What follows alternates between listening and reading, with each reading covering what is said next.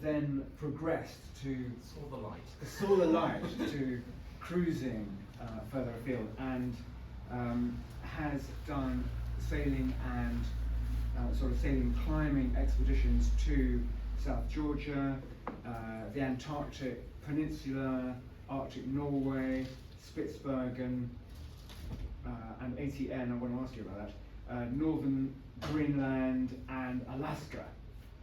So Clive's experience in cold weather sailing and his understanding of currents and so on has earned him a reputation as one of the most skilled mariners in high latitude sailing. So we are delighted to have him here this evening. Clive, welcome.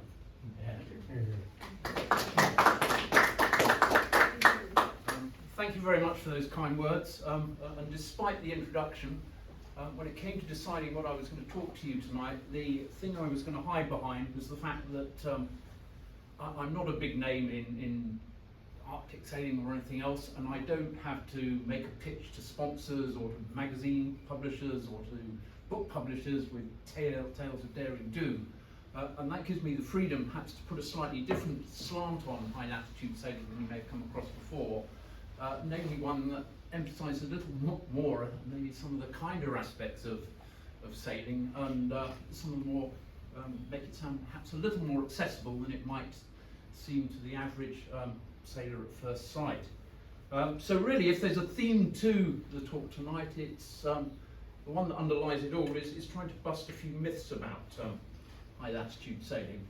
And I'm going to start with this quotation here: "Men wanted for hazardous journey, small wages, bitter cold, long months of complete darkness, constant danger, safe return doubtful, honour and recognition in case of success." I'm sure in an audience like this, at least some of you will recognise that one as an advert that Sir Ernest Shackleton is reputed to have posted in the London newspapers when he was advertising for men for his ill-fated endurance expedition. Why do I show that picture or start off with it?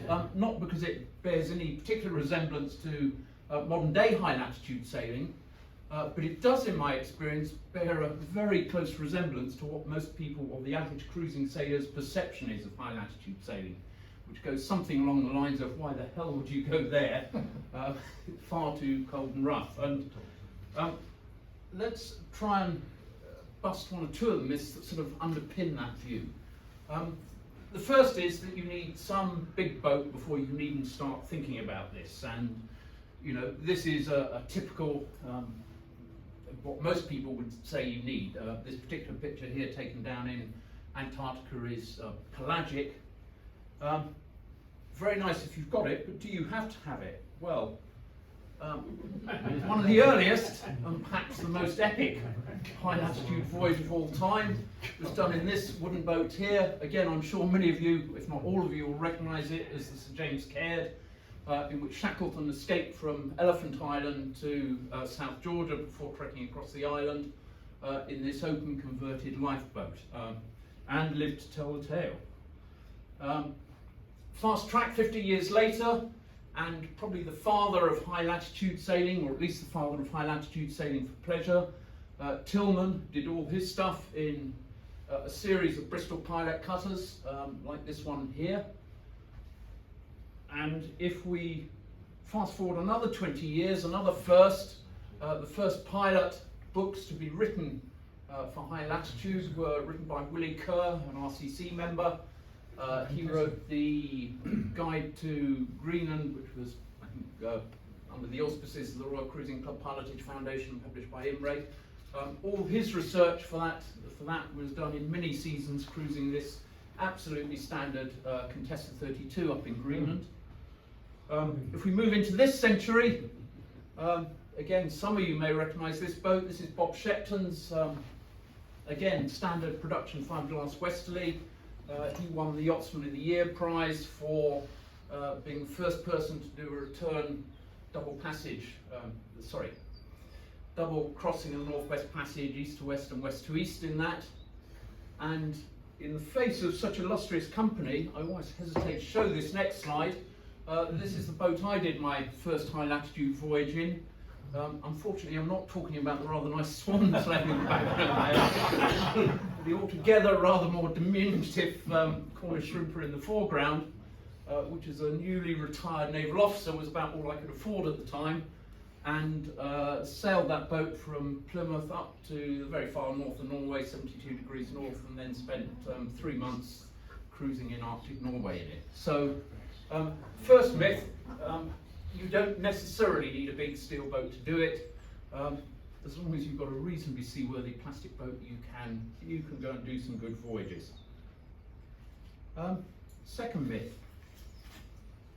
high latitude, which is what it generally gets referred to. There is a sort of perception that if you're going to do high latitude sailing, you've got to travel to the end of the world to start with. You then get in your boat and you try and rack up as many big numbers as you can on the latitude readout of your GPS.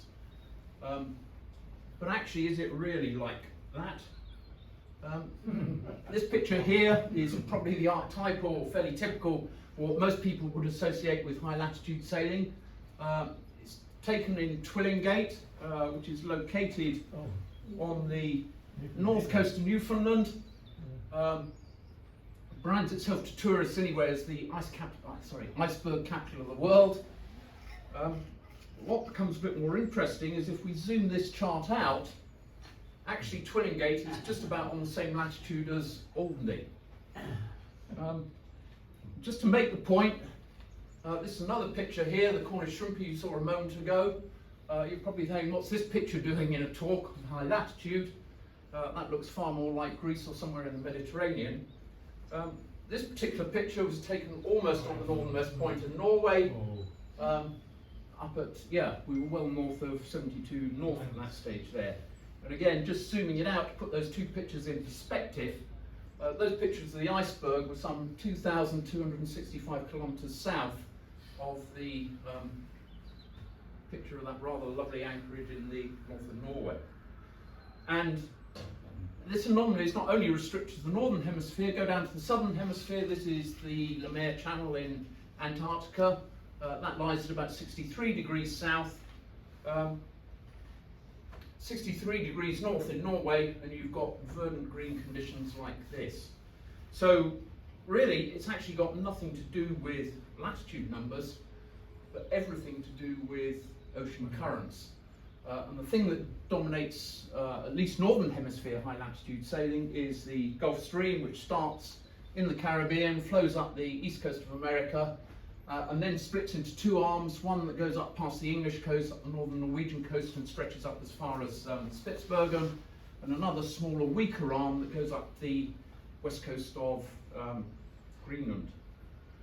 When the water gets up there, it gets cooled down and forms two further currents. You have the Labrador current, which comes down the Baffin Island, the Labrador coast, very cold water, and likewise the East Greenland current.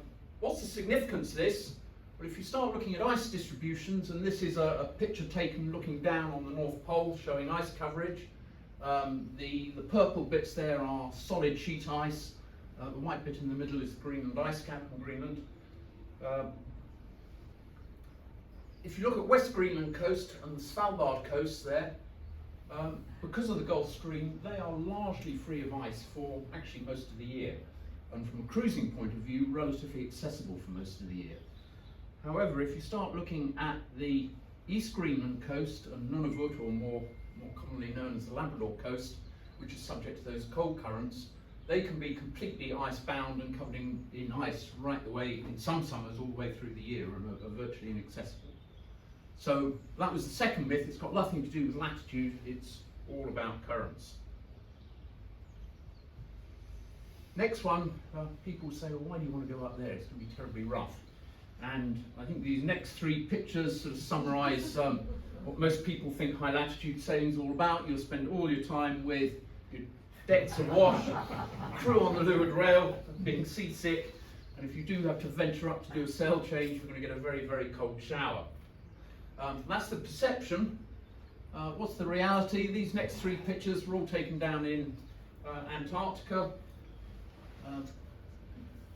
This one here.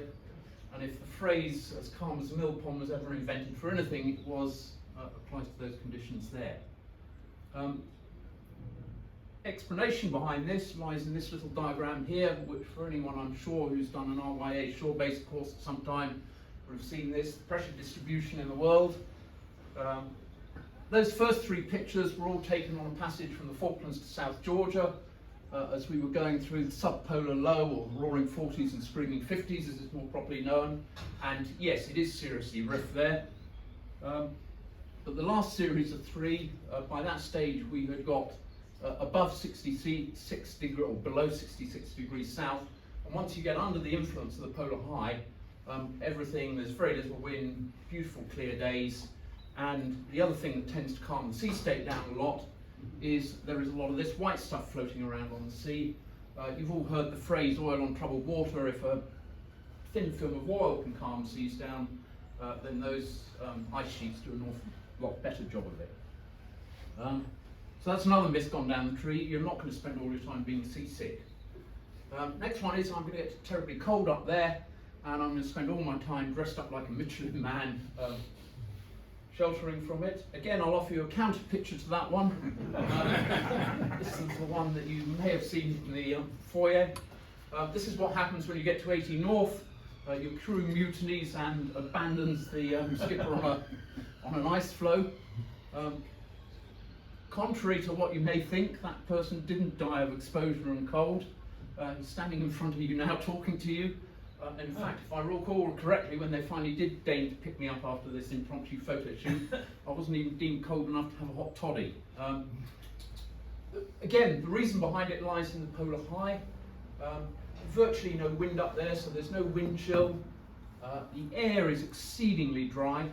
So there's no moisture in it, so unlike sailing down in the Solent in November on a frostbite series where you feel as cold as hell, up there it can be -1 and still feel awful lot warmer. And the last thing is, when you're in those latitudes, you've got 24-hour sunlight to keep you warm. So it is not particularly cold, and there is certainly you will feel far colder sailing in the Solent in November than you will sailing up in the Arctic. And whilst we're on the temperature busting a few myths, the next one is one on global warming. Now, I'm not going to go full on Donald Trump on you and start denying global warming. This particular picture was taken 2 years ago.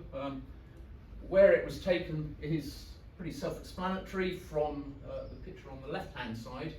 When was it taken? This was about the middle of August. It was taken around midnight, just as we were crossing the Arctic Circle. And as you can probably see from the thermometer there, the temperature was just almost close to nudging 100 degrees, which is absolutely unprecedented for that. The whole of the Alaskan tundra was on fire with bushfires, and I think just about the entire Californian fire brigade were up there trying to put these things out. So it's happening. Big question is, what is it doing for cruising sailors? Because there is a perception around, sometimes I get people saying to me, oh, global warming's making this a whole load easier than it used to be. Well, it's certainly allowing you to get to places you couldn't get before. Now, perhaps the first side's a slightly confusing slide. This was a screenshot of our plotter when we were up in Alaska 2 years ago, trying to go up Tracy Arm to see the North Sawyer Glacier. The boat I was on, Cosmic Dancer, located on that part of the chart you shouldn't be on, apparently. We had come down following, you can perhaps see the blue track line down there. The thing we were trying to see was the Sawyer Glacier, that was where it was charted position in 2016. And the red stuff you can see around the outside, that was just simply putting a radar overlay on top of our chart and shows you where the end of the glacier actually was as opposed to where it was charted. And if we just look at the screen there, the scale on that, that's half a mile. So the distance between, where it was charted 6 years earlier and where it actually was over a mile and a half. It just shows you how fast the glaciers are retreating. And even in that season we were up there, it had retreated another 1,500 metres from you can see the vegetation on the side. But is that actually making it any easier or safer up there? That's a completely different question. two charts here, ice charts. I don't want to go too techie in this. For those of you that haven't seen these ones before, basically anything that is shown in red on there is solid ice sheet. Anything that is white is either the land, in this case Greenland, or is open sea. And the basic rule of thumb is if it's white you can sail on it, if it's red you can't go there. And any of the intermediate colours just represent different percentages of ice cover. What's the significance of this? Well, from a cruising yachtsman's perspective, the thing you're really interested in is the ice front, and that's the boundary between the solid ice and the white sea. And if we look at this first chart on the left-hand side, as you look at it there, that's typically where the ice front would be in February. It's possible, because of the Gulf Stream that we saw in that earlier slide, to sail pretty much all the way up to Nook. The second slide is the same area in June, and by that time the ice front has typically moved 400 or 500 miles north. So you can, as the summer goes on, work your way up the West Greenland coast quite safely. Now, that's the received wisdom. What's actually tending to happen in practice, this was the ice charts last year. That ice front, as you can see at the bottom left there, has all but disappeared. There's just some funny coloured stuff there, which is largely broken ice. And at first sight you may say, well, that's good news, there's an awful lot more white there for me to sail in. But if you look a bit more closely at where it is you're wanting to sail, and most people will be wanting to cruise up the coast there, what's actually tending to happen now is that ice can move anywhere where the wind blows, and with southwesterlies coming in later in the summer, you cruise up there and the next thing you find you're anchored in a fjord and it's all blocked up with loose ice. And the same thing happens to those going through the Northwest Passage. They'll get in there, the wind will change and everything gets blown up. So actually, it may be easier to get in there, but it's also easier to get trapped than it was before. Another aspect of global warming is one can no longer rely on what were once considered, predictable weather patterns. The passage from Tromsø to Svalbard, or Spitsbergen, was traditionally regarded as one of the easiest high latitude destinations you could get to. The reason behind that being that supposedly the windiest part of the voyage, where you had to go through the subpolar low from either UK or Europe to get up to Tromsø, there you had the option of going up the inside route through Norway, hiding behind the islands, and you could, if it was too windy out in the North Sea, you could take that route up there. And by the time you get to Tromsø and do the crossing in Svalbard, in theory, you're in the Arctic high there and should have a reasonably calm crossing. This particular screenshot here was taken from when we were sailing up in Tromsø, a ski sailing expedition 3 years ago now. And if we look at that in a bit more close, where the polar high is, if you look at the windy arrows on there, it's definitely not a high pressure, that's a thumping great low with 50 and 60 knot winds circulating around it. And conversely, when we go down to the lower bit here, where the subpolar low should be, there's this wonderful high pressure on southern Norway. So traditional wisdom really goes out the window, and things that you used to be able to count on, you can't necessarily do so. Okay, that's a few myths. One I will just focus in a little bit on is the choice of yacht, because for the suggestion that you can go up there in a plastic yacht, i.e. something like this one on the right, an absolutely bog standard production Sweden, fiberglass Sweden 38 versus a steel hulled or aluminium hulled boat is in most people's mind, they might question that. Why do I say actually it doesn't make too much difference? Well, let's actually think about what the risks are. And if you ask people what risks are you facing, well, running into an iceberg at 6 knots or getting trapped in the ice. They are risks, but they are avoidable risks, and just about everything you do when you're navigating in high latitudes is aimed about avoiding those two scenarios. Some of the risks you do face are actually a little more subtle, and if you just excuse whilst I change sides here and call up a video. Hopefully this will play. This particular video was shot when we were up on the northwest coast of Greenland in the summer. We were alongside in Upernavik Harbour. Oh God.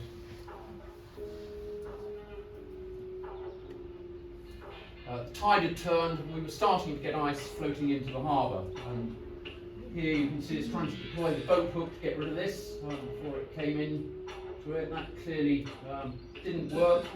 So time for a different approach up onto the foredeck. Get the spinnaker pole out, deploy it over the back of the boat. And if I can just stop this for a moment here. I think you can see, hopefully see there, I know it's gone a bit blurred. The real danger is not the iceberg itself, but it's that big tongue of ice underneath it that was driving its way steadily towards our rudder, our prop and our sail drive.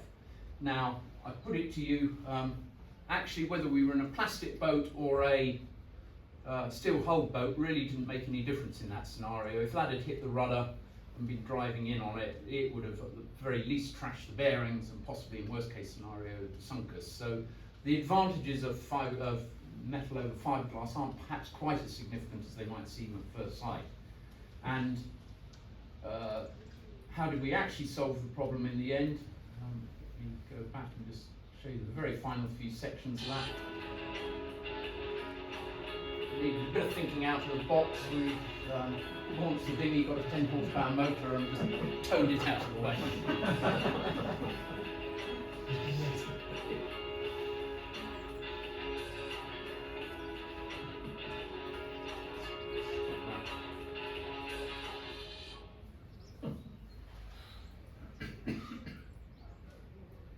Okay, and going back to the subject of boats, actually I would put to you that probably far more important than what material of what your boat is made of is how reliable is your engine, because when you're sailing up in the high latitudes, 95% plus of the time you're going to be under engine because there won't be any wind to sail.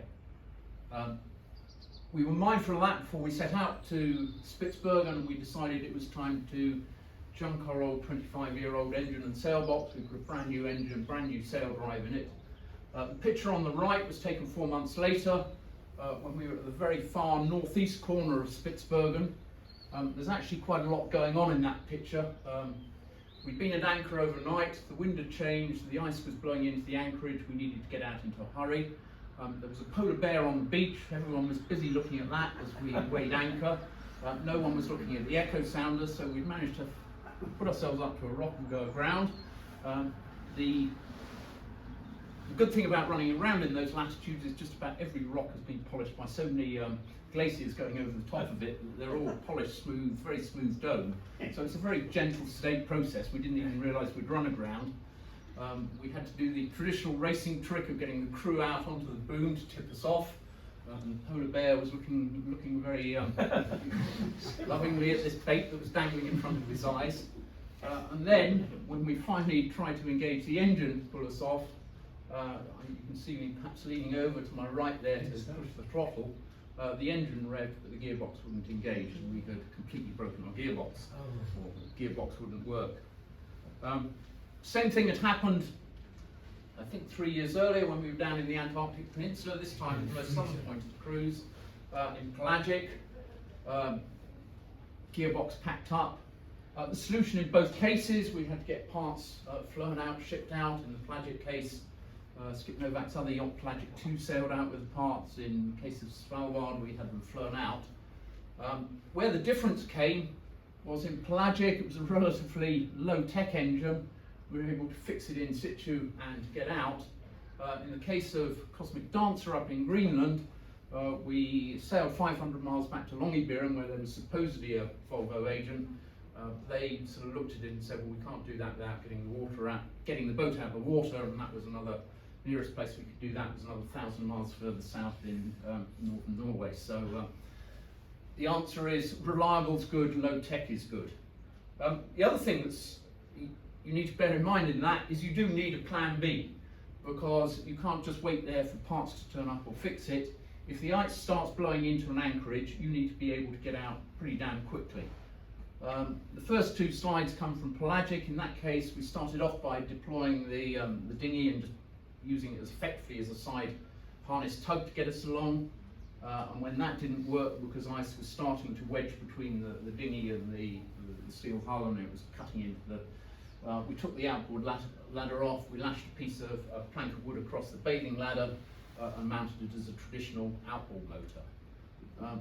In Cosmic Dancer, the last one on the right, we only had a 2 horsepower outboard on that, and that wasn't going to push us anywhere. But we did have the advantage of being an old IOR cruiser racer, so we were able to sail ourselves out of trouble. But it is something you need to give some consideration to. The other thing that's worth looking about, if you're going to sail up there and do any serious stuff, you probably need to overwinter. Now, there are some in the RCC that will say that boat on the left, that was Trevor Robertson, he overwintered in Greenland, is a suitable way of overwintering. There are others who say, well, if I'm going to overwinter over there, I really would rather get my boat out of water. And the picture on the right is a perfect example of exactly the sort of boat we don't want. There are no marinas up there, there are no travel hoists. The only way you will get out of the water is in one of these sort of marine railways there that are designed for hauling out fishing trawlers, but they're not designed for deep hull boats. And that actually what you see in that picture is about 3 days worth of work of welding on various bits and us falling through the bottom of the cradle before we were able to get out. So having a lifting keel or having a very shallow draft actually is a big advantage up there. Your deep fin keel, great for when you're sailing to windward, but it doesn't do you any favours in the Arctic. And I'll make this point again when we come on to the question of anchoring as well.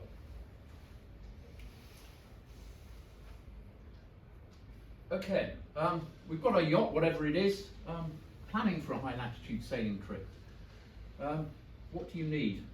The answer is one of these. I think it was Tillman who famously said that the only plan that's worth having for a high latitude sailing trip is one that can be written on the back of a cigarette packet. And actually he was spot on. If you look at the plan we had for our trip up to Svalbard, it went something like this. Sail to Svalbard as soon in the season as the ice allows, sail around as much as Svalbard as the ice allows, and get back from Svalbard before you get trapped by the weather. And actually the only bit of variation and deviation in that is when do you when to transition from phase 2 or 3, because typically you can keep sailing in high latitudes for an awful lot longer quite safely than you can getting back through that subpolar high to get back down south. Now I don't know whether we've got at least one military person in here I know of tonight, but I know my military instructors at Dartmouth would say, Woodman, what about the 5 Ps, prior planning, prevents piss poor performance? That's a pretty sketchy plan. I make a distinction here. Planning you can't do that much of, but you do need to do an awful lot of preparation, and you need to prepare for just about every foreseeable situation in your boat. I think we're all old enough in there to remember this advert when it comes out. It quite succinctly sums up the sort of sums you have to put into it at the beginning, and the preparations with just endless lists of long lists of to-do lists for the sort of year before we set out. Okay, we've touched a little bit of planning, and so far in this we've established you've got someone in front of you who goes up to these places in a totally unsuitable boat. He does not much in the way of planning. What the hell's he going to do when he gets up there and actually starts sailing around? A little bit on navigation. Again, there's a perception these days that you need loads of high-tech gear on board if you're going to do anything serious, and you can fit on all sorts of plotters, radars, forward-looking echo sounders, autopilots, and so on. You can put all that on board. 2 questions: will it work, and will it be any of use? The answer is yes. Most of it should continue working up there, with the perhaps exception of the autopilots. They don't tend to work very well in high latitudes. Will it be any use? That's far more debatable. This picture here was taken from our plotter on the passage up from Svalbard towards, from Tromsø up towards Svalbard. And as we got to the halfway point, Bjornoya, we literally fell off the bottom of the charted world, and you can see how much use that chart plotter was from there on in. Now, the more perceptive view say, well, that's a pretty ancient generation chart plotter. Yes, it was, but it was state of the art at the time. And you will also say, well, you can't possibly rely just on electronic navigation. You should have lots of these on board. What we did, purchased at great expense from the Norwegian Hydrographic Office, but never have I spent so much money for so little information. If you look at the chart on the left, vast areas of just complete whiteness on the sea. The one on the right is a little bit better there in open straits. At least there are some soundings in the open sea, but once you get to the bits you're really interested in sailing in and amongst the islands, absolutely nothing. So they really weren't worth the paper they're printed on. And if you ask me what the three most important things you need when you're navigating in high latitudes, one is a pair of binoculars and someone behind them who knows what they're looking for. The second is a bosun's chair, so you can get someone up in the mast to act as a lookout. And the third is a complete change of mindset as to how you're going to go about coastal navigation. Typically in this modern age, if we say want to get from the green dot there to the red dot on the right of the screen, you would get your chart program out. You'd probably put 2 waypoints in there. If you're using navionics these days, you just press the auto route button and it will give you a route, and then you just drive your little boat icon down the route between the two. Does that work in high latitudes? Well, let's look at this next slide. You can see where I am. Let's say I want to get to where that red arrow is to go and anchor. 2 questions: can I actually get there? And the second one is, if I can, how do I get it? There's no chart plotter on this earth that is going to tell you the answer to that. A radar won't tell you the answer to that. The only way you're going to get the answer to that is getting someone up to the top of the mast and seeing whether they can spot a lead through there and effectively con you through from the top of the mast. So it really is good old-fashioned navigation up there. Now, you may say, well, that's all well and good. That's what's happening on the surface. What about what's happening underneath my keel? And at that point, you might be tempted to dive into your RYA Yachtmaster Shore-Based Notes or your Admiralty Manual of Navigation and see what it says about high latitude navigation. And they will both tell you that if you're navigating in high latitudes, you should be using mnemonic charts or mnemonic projection, not Mercator projection.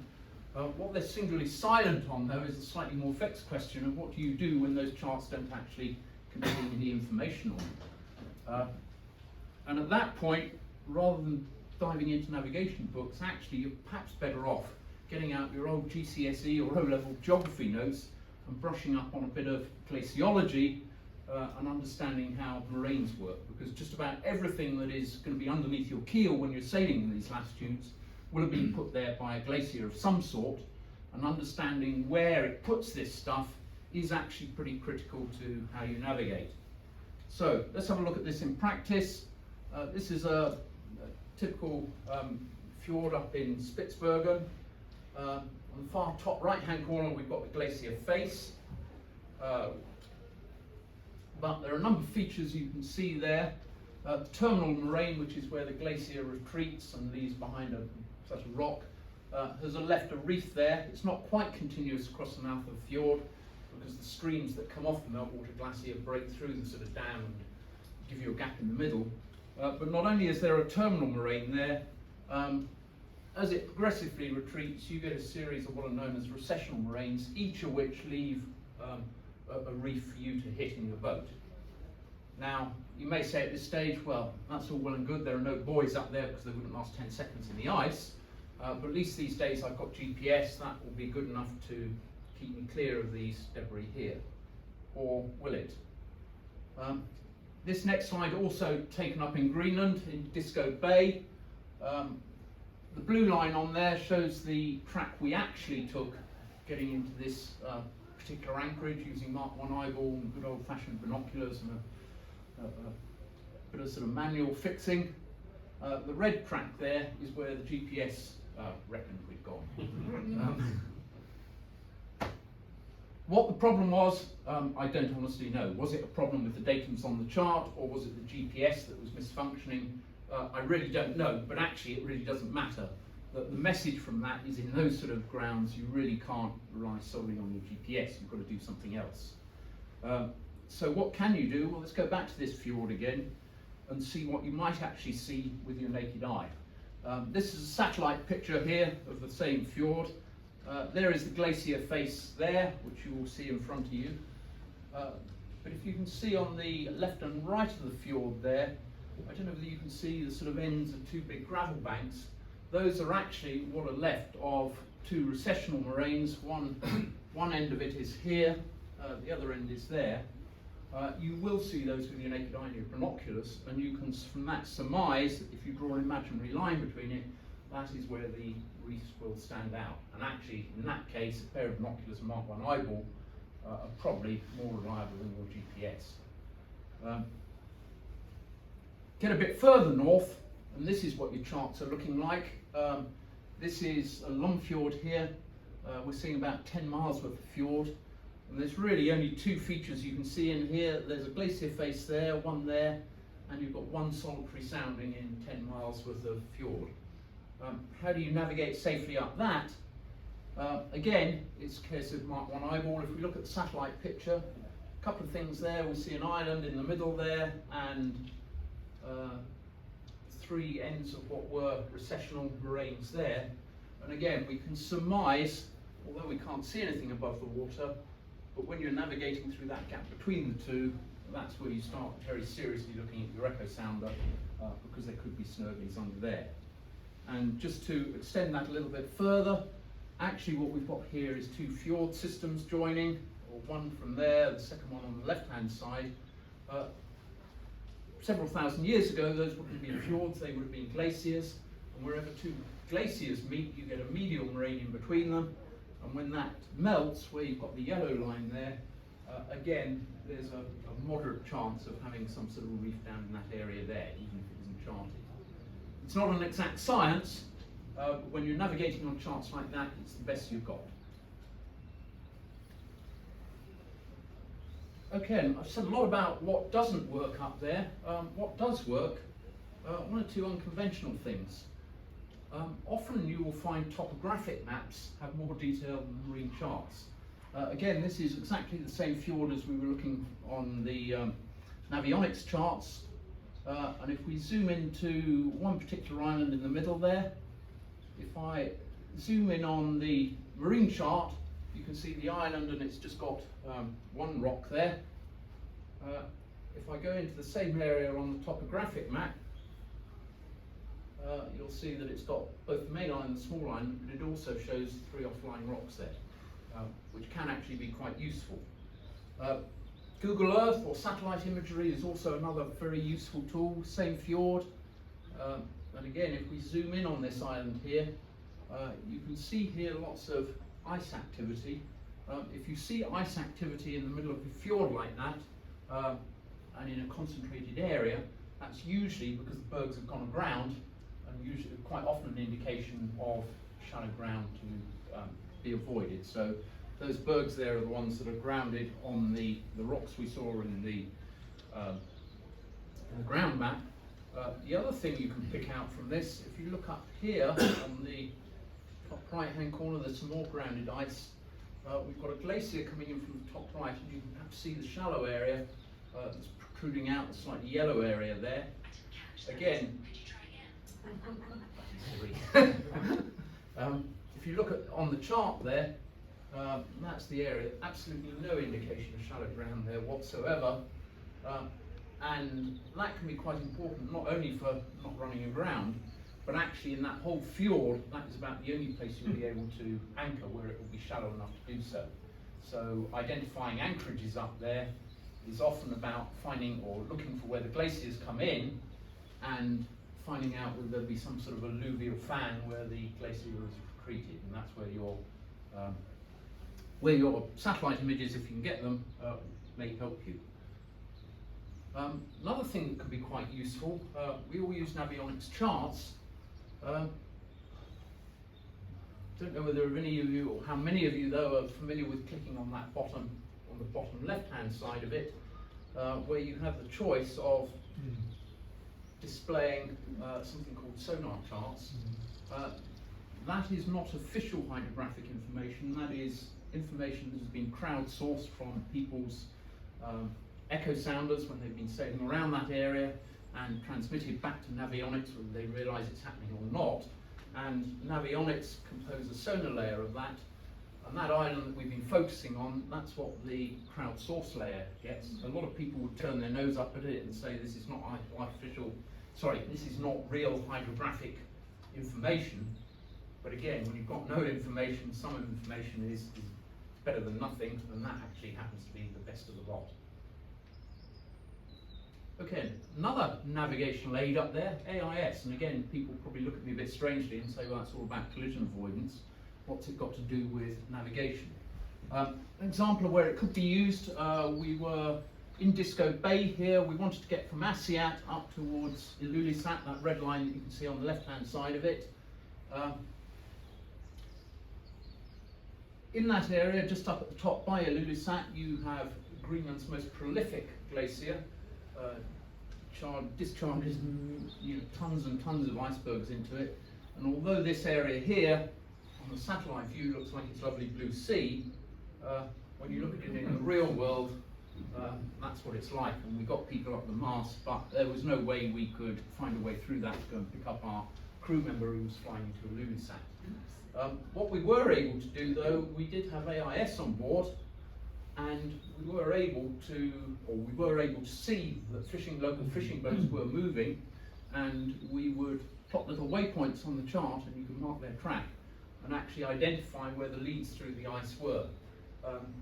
So it's thinking out the box a bit, but if there's anything to really sum up this session on navigation in high latitudes, I'm sure everyone's familiar with that one on the left-hand side. Every vessel should use all available means appropriate to the prevailing circumstances to avoid collision.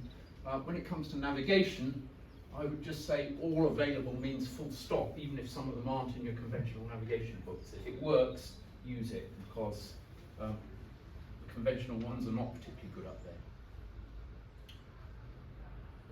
Just continuing on this theme, anchoring, again, where you have to completely adjust your mindset. If we did a straw poll of the best or most typical anchorage on the south coast of England, I'm sure this one would come pretty close to the top of the list as being the perfect anchorage.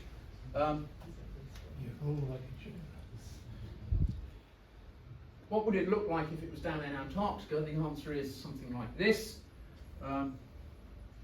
There would be glaciers carving into it, pushing off huge waves as they fell in. There'd be lots of brash ice falling around, and furthermore, the way the glaciers carving away would be way too deep for anchoring.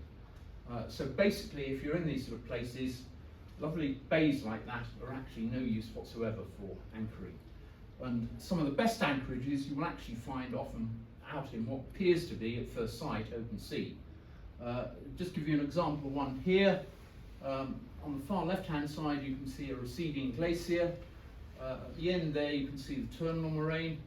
These are the two lateral moraines there and there. Inside that sort of natural barrier, you've got a pretty fine anchorage, and a picture here of pelagic anchored inside one. Why do they make great anchorages? Well, if you can see here, that sort of barrier, the lateral moraines or the terminal moraines, acts as a fantastic breakwater to stop icebergs coming in. They ground on the moraine, not on top of your anchor, meaning you lose your anchor and all your chain, and they're pretty safe. The trick to them is actually this is where your lifting keel comes in, or very shallow draft, which enables you to get over the lateral moraine and then get into the slightly deeper water to anchor.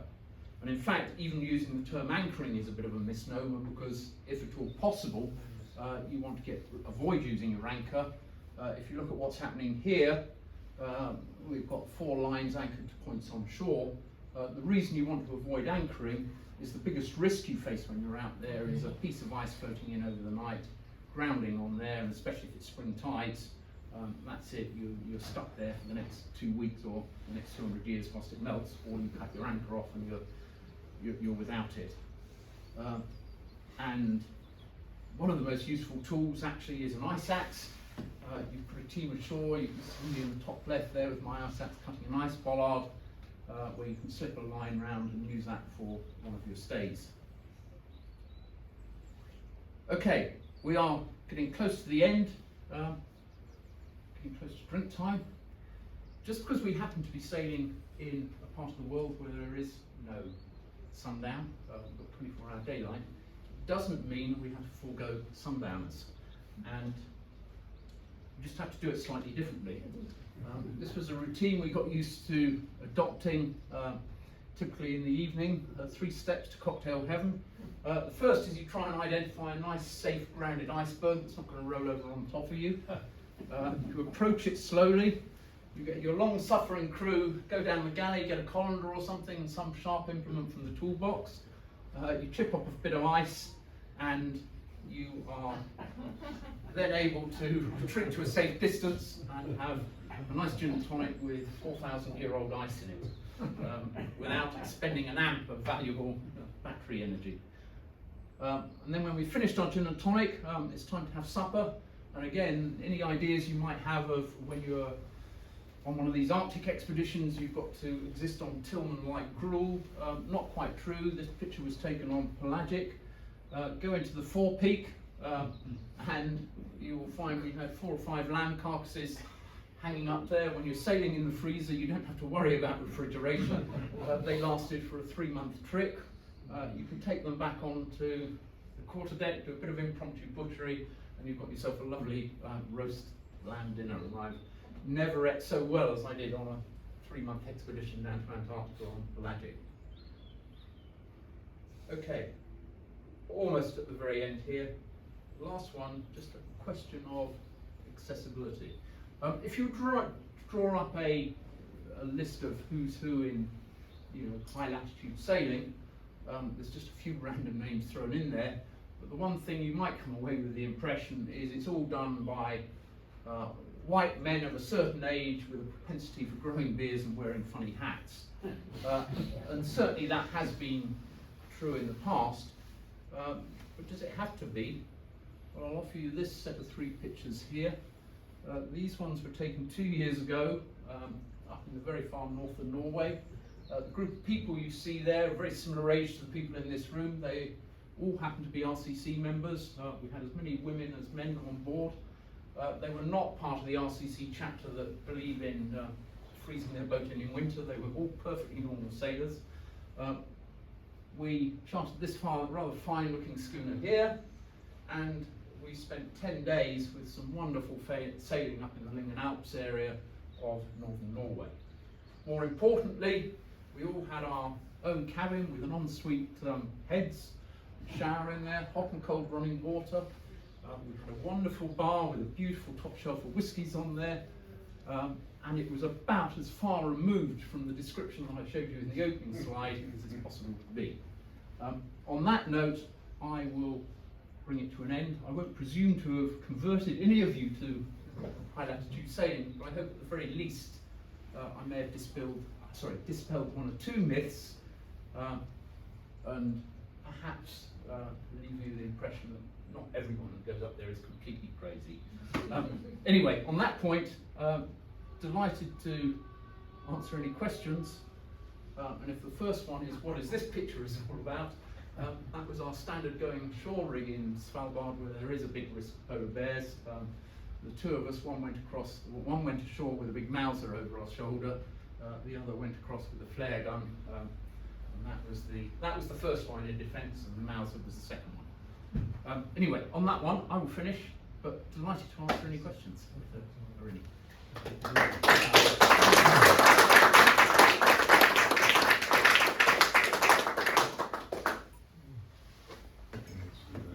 Rise and fall of tides. That's really great. Or what is the rise and fall? It varies on where you are. I mean, they are not in the same order of magnitude as perhaps the ones you would expect down in northern Brittany or in Nova Scotia. Typically 1 or 2 meters, but they probably are not terribly well documented. So it's again, look at your echo sounder and watch what happens over a 12-hour cycle and make your judgment on that. How accurate are ice maps taken from satellites and aircraft, and how often are they updated?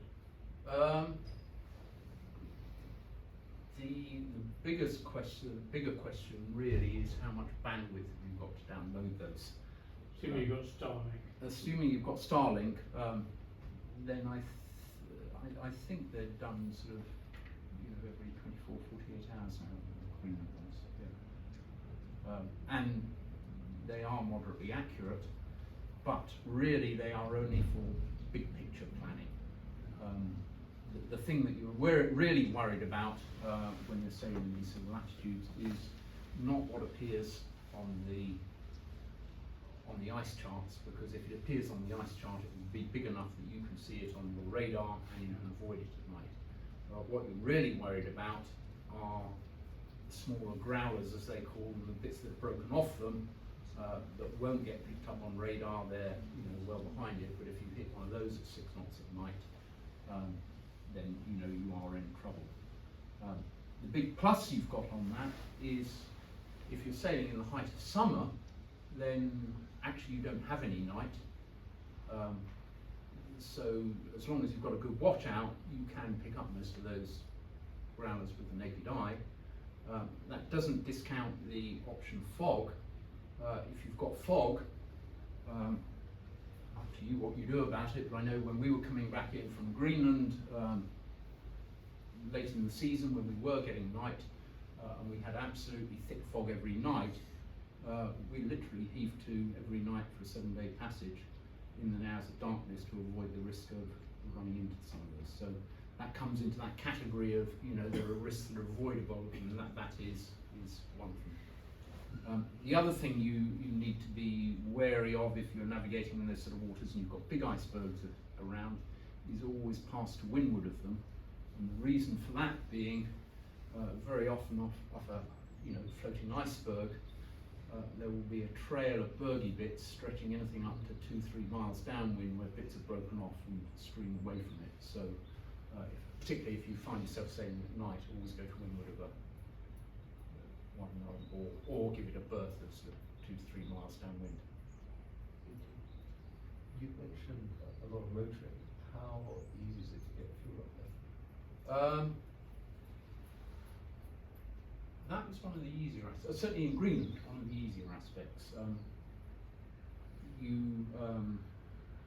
There are a remarkable number of small fishing settlements, maybe 20, 30 people up there, but they're very well served by the Arctic line run by the Danish, who effectively provide all the logistics supply. And there are diesel fuel stations pretty much 50, 100-mile intervals. And in terms of communications, we mentioned Starlink. Where does that run out, and what do you have as you get further on? Okay, the answer on Starlink, I really don't know, because all of this was done pre-Starlink days.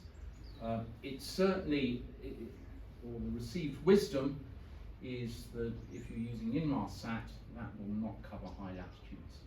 And certainly before we went up to Greenland, in addition to our Inmarsat, we did put in a Iridium satellite system, because we needed something to be able to pick up weather forecasts and so on. In actual fact, we never actually managed to get beyond the Inmarsat coverage. Actually extended a lot further north than they advertised. As far as Starlink goes, I really don't know. We've used it in more moderate latitudes. It's fantastic how it works in the very far north and very far south. I don't know. Ask me that question in 2 years' time. I'll tell you. And you mentioned the autopilot not necessarily being particularly reliable up there. Is that coming down to just basically the compass? Yes, I mean by that stage you're well north of the magnetic North Circle, and because they're all driven by fluxgate compasses, they basically just go to right around in circles. And even if you try and switch it to a GPS feed, there's so much fluctuation in the signals because the satellites are not positioned to give you optimal fixing then. And the variation in your cog over the ground is such that it's not good enough to drive it. So our autopilot became virtually useless once we got beyond simplified. What do you do about firearms then? I mean, because you presumably do need a firearm. Depends where you are. If you are in Svalbard, yes, you do need one. and you also need a firearms license, which the system will insist on when you get there. And I remember asking the question, well, you know, how do you get a firearms license? And they said, well, you can get one from us. Well, what do I have to do? I said, well, you have to prove you're of good character. So I wrote back and said, well, how do I prove I'm of good character? And that didn't really elicit an answer. And I said, well, how about I tell you I'm a naval officer? Well, that too. And that did the trick.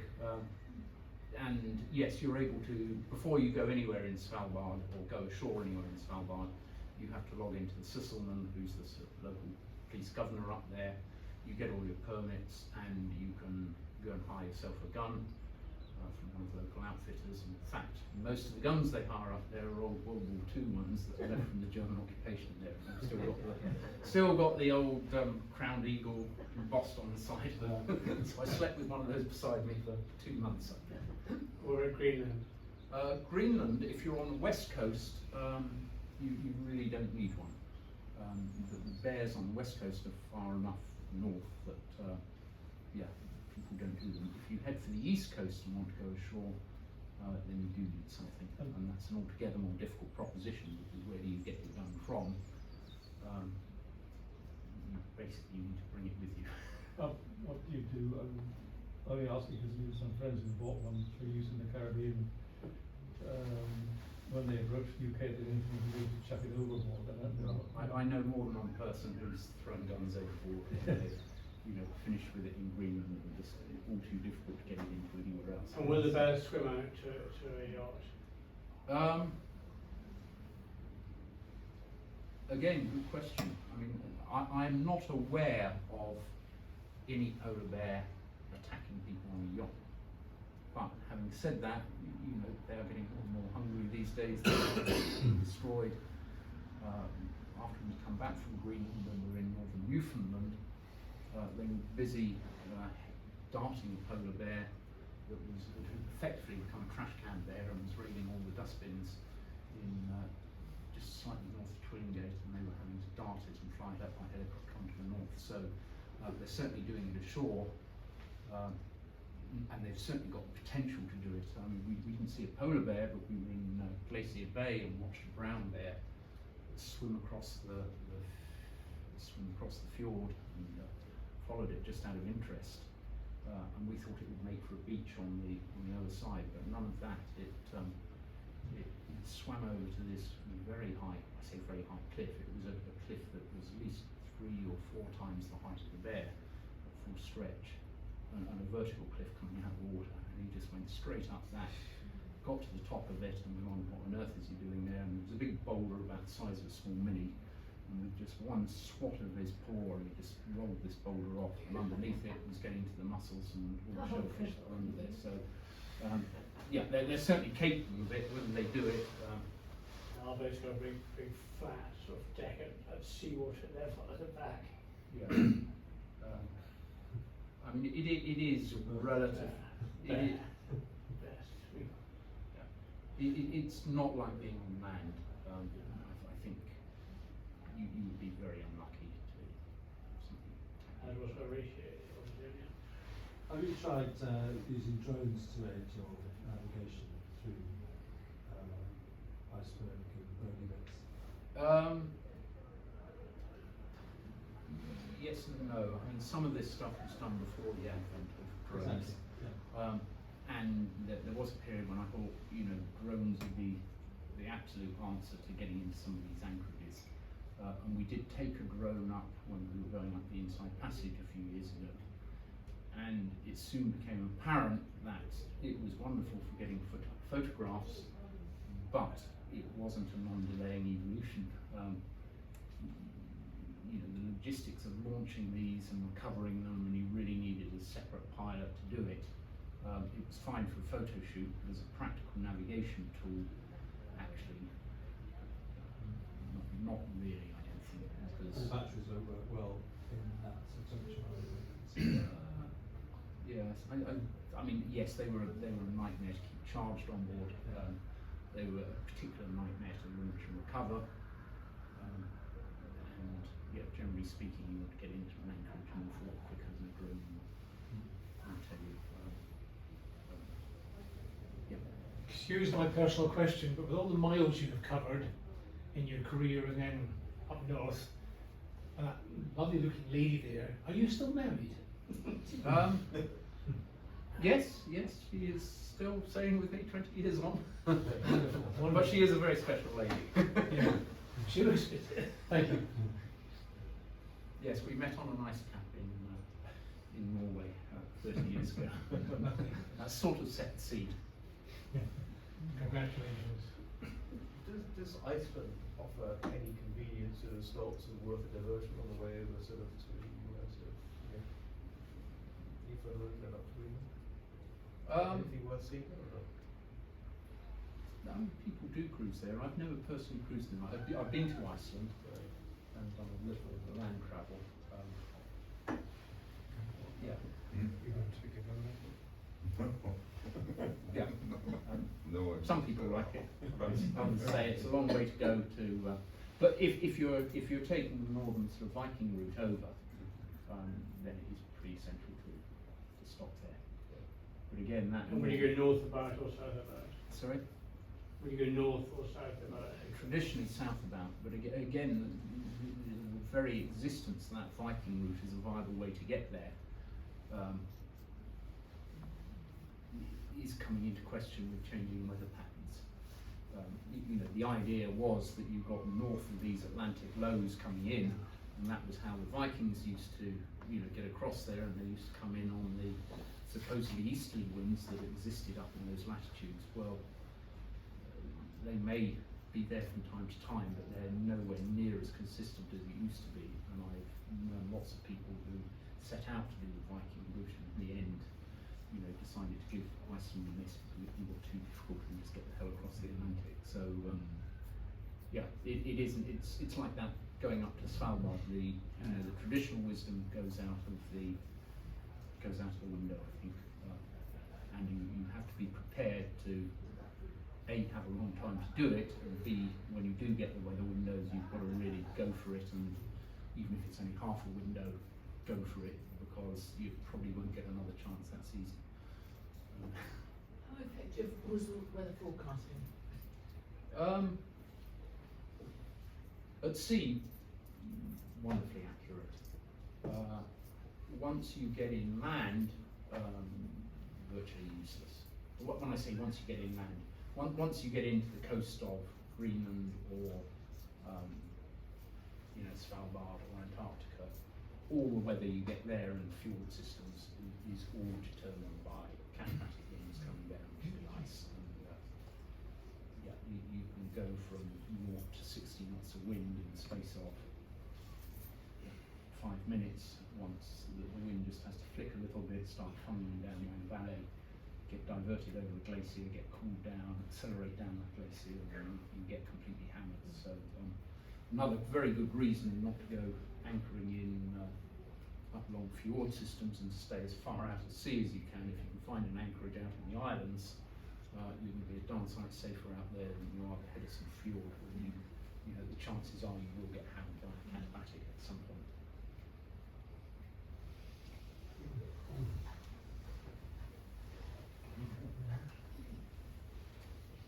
Clive, what a fascinating evening. Thank you very much.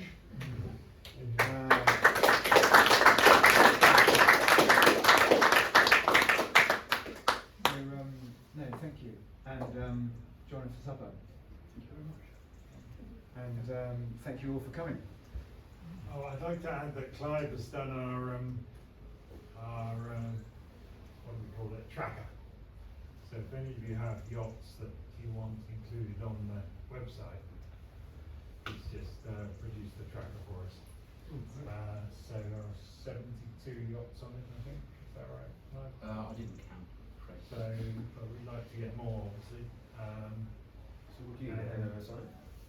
Sorry? You need an MMSI or what?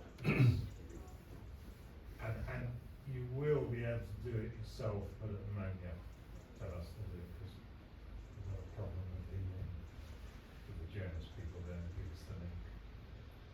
But we put it on for you. And does it update automatically on AIS when your AIS is on? turn off If something you've else got on. active AIS, it will update once in 24 hours, so 65 days a year. If you've got passive AIS, then you what you Rather disconcerting in terms of having been you told your wife you went somewhere remote. Maybe they're from the you then sort of track off to the Med and have a good time in Barcelona, then you won't get away with it. Where is that? How do you get access to information? How do you get on? You can see the track of the. Yes, it's under, It's on the water. on the water cruising. On the water cruising tracker. Yeah. Thank you. Thank you very much. Yeah, we're still debating whether. Good to see you again. No one Just go to stand. Drop down. It's really good. She does the RCC one and the OCC one. And 3,000. So fantastic. I mean, you can go to a laptop and click on it with 3 other OCC backgrounds. And their names and who they are, and you can even put a little bit of history in it. Yeah, it's really good to encourage. We met some really interesting OCC people.